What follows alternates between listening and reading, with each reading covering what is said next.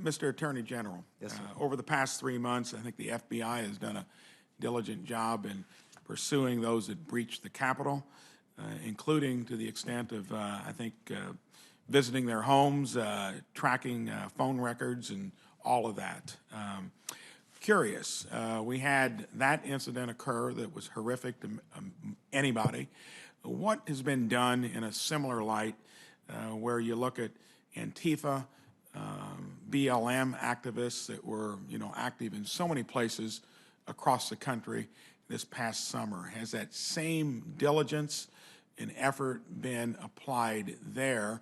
And I think when you add up the number of individuals involved, it would be a lot. I'm just curious to see what your approach is there and what your thinking is there. Okay, I think that's a perfectly fair question.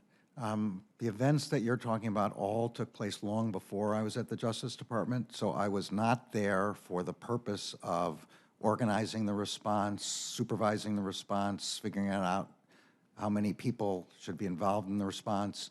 As far as I understand, in terms of the arrests and the investigations, they're largely completed, and long before I got here. The January 6th event occurred the day, I think, before my nomination, and as you can imagine, it's burned on my mind, and I promised that I would focus on that, and I have. And so I can account for my behavior with respect to the way we organized the January 6th response. I am sure that the Justice Department last summer was equally diligent with respect to the response to the civil unrest at that time.